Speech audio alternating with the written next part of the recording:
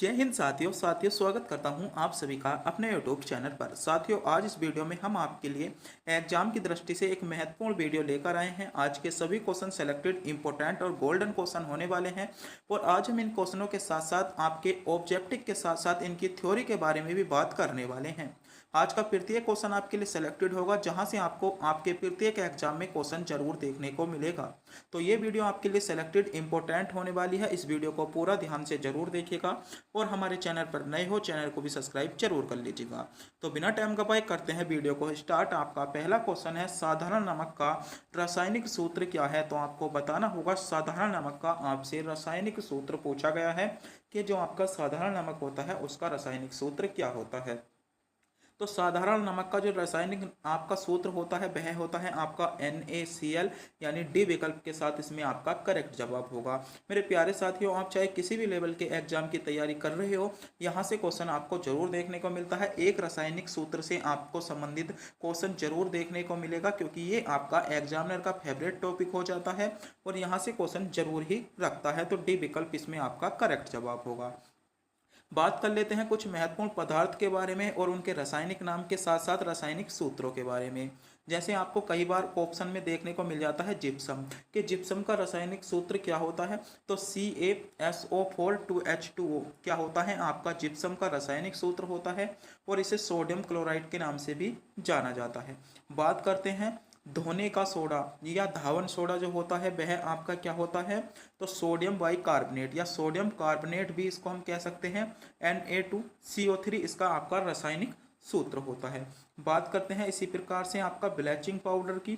तो bleaching powder का जो आपका रासायनिक सूत्र होता है क्या होता है, CaClO2 आपका क्या होता है, इसका आपका रासायनिक सूत्र होता है। बात करते हैं इसी प्रकार बुझे हुए चूने की, कैल्शियम हाइड्रोक्साइड के नाम से भी जानते हैं, CaCO जो होता है वह आपका बुझे हुए चूने का रासायनिक सूत्र होता है। अगला है आपका गंधक का। गंधक को सल्फ्यूरिक अम्ल के नाम से भी जानते हैं, H2SO4 इसका रासायनिक नाम हो जाएगा। इसी प्रकार सिरका एसिटिक अम्ल या तनु विलयन भी इसको हम बोल सकते हैं, CH3COOH इसका आपका रासायनिक सूत्र हो जाता है। बात करते हैं इसी प्रकार आयोडोफार्म की। तो आपका CHI3 इसका आपका रासायनिक सूत्र हो जाता है। तो ये मेरे प्यारे साथियों आपके कुछ जो थे महत्वपूर्ण आपके जो थे पदार्थ थे और उनके रासायनिक नाम के साथ साथ उनके सूत्र थे, जहाँ से आपको एग्जाम में क्वेश्चन देखने को मिल जाता है। अब बढ़ते हैं अगले क्वेश्चन पर। अगला क्वेश्चन है आपका, यूरोपीय संघ की स्थापना किस वर्ष हुई थी? कई बार क्वेश्चन पूछा जाता है यूरोपीय संघ का मुख्यालय कहाँ पर है, यूरोपीय संघ की स्थापना कब हुई थी। तो यूरोपीय संघ की जो स्थापना हुई थी वह हुई थी आपकी 1993 में, यानी सी विकल्प इसमें आपका करेक्ट जवाब हो जाएगा। जिन बच्चों ने विकल्प सी को चुना है बिल्कुल सही चुना है, सी विकल्प के साथ इसमें आपका करेक्ट जवाब हो जाता है। तो बात कर लेते हैं कुछ महत्वपूर्ण आपके संगठन और उनके मुख्यालयों के बारे में, जहां से आपसे क्वेश्चन पूछा जाता है। तो ये आपके 10 ऐसे महत्वपूर्ण संगठन और मुख्यालय है जहां से आपको अक्सर क्वेश्चन आपके एग्जाम में देखने को मिलता है। जैसा पहला है आपका गेट।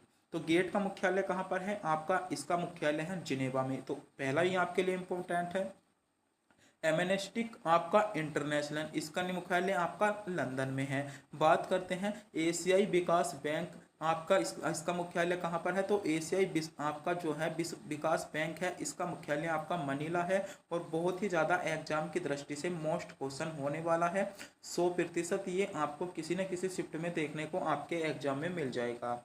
अगला है आपका चौथा, दक्षिण पूर्व एशियाई राष्ट्रों का संघ, इसका आपका मुख्यालय जकार्ता में है। और नाटो आपके लिए इम्पोर्टेंट है, आपको पैट में भी क्वेश्चन देखने को मिला था नाटो से।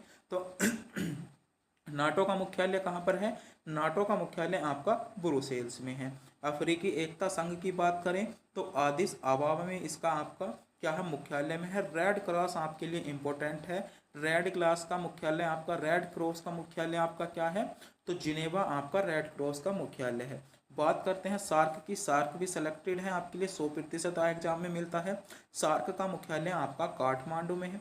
संयुक्त राष्ट्र पर्यावरण कार्यक्रम की बात करें तो नेब्रो आपका इसका मुख्यालय है। और इंटरपोल आपके लिए इम्पोर्टेंट है, तो पेरिस आपका लेओस में आपका क्या है, पेरिस में आपका क्या है, इंटरपोल का मुख्यालय है। तो ये कुछ आपके महत्वपूर्ण संगठन थे जहाँ से क्वेश्चन आपको अक्सर आपके एग्जाम में देखने को मिल जाता है। मेरे प्यारे साथियों, अगर आपने अभी तक हमारे चैनल को सब्सक्राइब नहीं किया है, चैनल को सब्सक्राइब जरूर कर लें।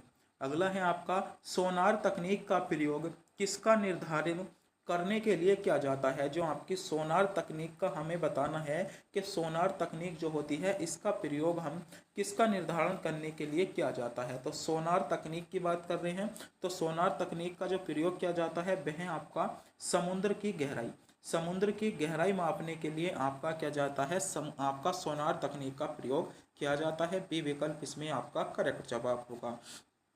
बात करते हैं कुछ महत्वपूर्ण आपके मापक यंत्र और उनके प्रयोग के बारे में, जहां से आपको क्वेश्चन आपके एग्जाम में अक्सर देखने को मिल जाता है।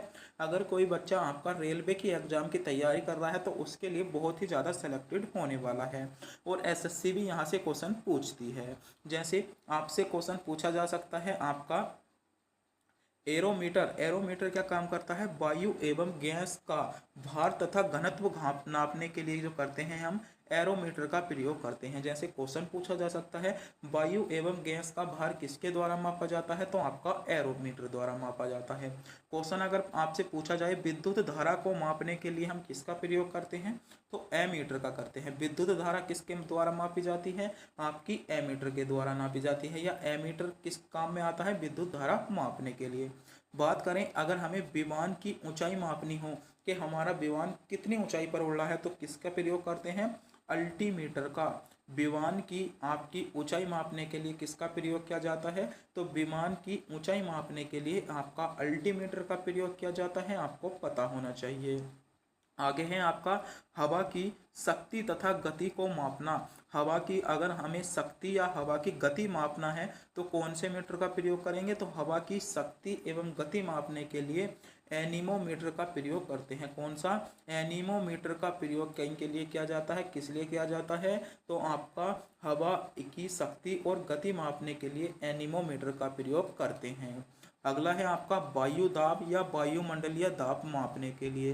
तो वायु दाब या वायुमंडलीय दाब मापने के लिए किसका प्रयोग करते हैं, तो बैरोमीटर का प्रयोग करते हैं।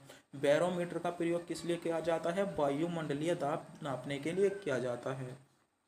बात करते हैं द्रवों का अपेक्षित घनत्व मापने के लिए किसका प्रयोग किया जाता है, तो हाइड्रोमीटर का। हाइड्रोमीटर का प्रयोग आपका द्रवों का अपेक्षित घनत्व किसके द्वारा मापा जाता है, हाइड्रोमीटर द्वारा नापा जाता है, आपको पता होना चाहिए। आगे है आपका वाहनों की गति को मापना। जो आपके वाहन होते हैं उनकी गति को मापने के लिए किसका प्रयोग किया जाता है, तो वाहनों की गति को मापने के लिए मेरे प्यारे साथियों आपका स्पीडोमीटर का प्रयोग किया जाता है। किसका, स्पीडोमीटर का प्रयोग वाहनों की गति मापने के लिए। अगला है आपका विकिरण ऊर्जा या आपकी रेडियन, आपकी क्या है, एनर्जी को मापने के लिए किसका प्रयोग किया जाता है, आपका रेडियोमीटर का प्रयोग किया जाता है।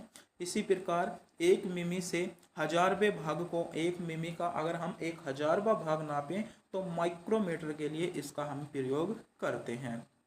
आगे है आपका बारीक तारों का व्यास मापने के लिए। तो बारीक तारों का व्यास मापने के लिए स्क्रू गेज का प्रयोग किया जाता है। तो ये मेरे प्यारे साथियों आपके कुछ मापक यंत्र थे और उनके उपयोग थे, जहां से आपको आपके एग्जाम में क्वेश्चन देखने को जरूर मिलता है, तो एक बार आप नोट कर लेंगे। जैसे एरोमीटर का प्रयोग वायु और गैस का भार मापने के लिए, घनत्व मापने के लिए। एमीटर का प्रयोग विद्युत धारा मापने के लिए। अल्टीमीटर का प्रयोग विमान की ऊंचाई मापने के लिए। एनीमोमीटर का प्रयोग हवा की शक्ति या गति मापने के लिए। बैरोमीटर का प्रयोग वायु दाब या वायुमंडलीय दाब मापने के लिए। हाइड्रोमीटर का प्रयोग द्रवों का अपेक्षित घनत्व मापने के लिए। स्पीडीमीटर आपका किसके, वाहनों की गति मापने के लिए। रेडियोमीटर आपका ऊर्जा विकिरण मापने के लिए। माइक्रोमीटर की बात करें तो 1000 के आपके 1 मिमी के 1000वें भाग मापने के लिए। और स्क्रू गेज का प्रयोग आपका किसके लिए किया जाता है, बारीक तारों का व्यास मापने के लिए इसका प्रयोग किया जाता है। बढ़ते हैं अगले क्वेश्चन पर। अगला क्वेश्चन है आपका, और ये भी आपके लिए सिलेक्टेड क्वेश्चन है। क्वेश्चन है निम्नलिखित में से पानी में घुलनशील विटामिन है।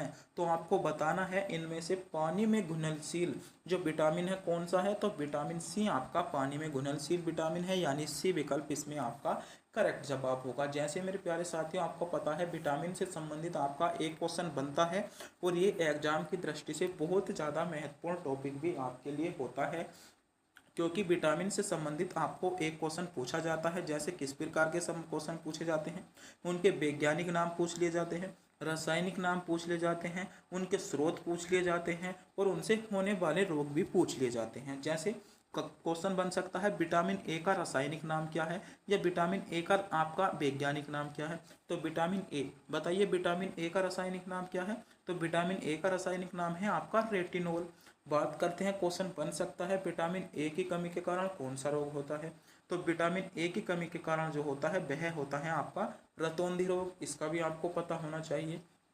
जैसे आपसे आगे पूछा जा सकता है विटामिन बी का रासायनिक नाम। तो विटामिन बी का रासायनिक नाम जो होता है वह होता है आपका थायमीन, और इसके कारण आपका रोग कौन होता है। तो बेरी बेरी रोग। जैसे क्वेश्चन पूछा जा सकता है निम्न में से दिए गए विटामिनों में से किसकी कमी के कारण आपका बेरी बेरी रोग होता है। तो विटामिन बी की कमी के कारण आपका बेरी बेरी रोग होता है।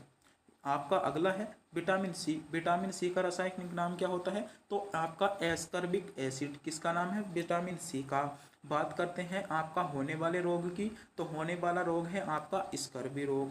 आगे है आपका विटामिन डी की बात करें तो केलिसफ्रोल आपका इसका रासायनिक नाम होता है। और रिकेट्स, बात करते हैं होने वाला रोग आपका कौन सा है, रिकेट्स है। इसी प्रकार विटामिन ई की बात करें तो टोकोफेरोल आपका क्या है, आपका इसका रासायनिक नाम है। और पेशियां कमजोर होना या आपका जनन शक्ति कम होना जो होता है विटामिन सी की कमी के कारण होता है। अगला है आपका विटामिन के। तो फाइलोक्लोबिनोन आपका यार इसके कमी के कारण जो रोग होता है रक्त का थक्का ना जमना, या रक्त आपका क्या है, रक्त का जैसे आपकी चोट लग जाती हो ना जमना आपका इसी के कारण होता है। तो ये जो थे कुछ आपके जो थे महत्वपूर्ण विटामिन थे और उनसे होने वाले कमी के कारण रोग थे, जहाँ से आप इसी आपको क्या है, आपको इसी चार्ट को याद कर लेना है। अगर आप किसी भी एग्जाम की तैयारी कर रहे हो तो यहाँ से ही क्वेश्चन आपसे बन जाएगा, आपको इससे बाहर कोई भी क्वेश्चन नहीं पूछा जाएगा।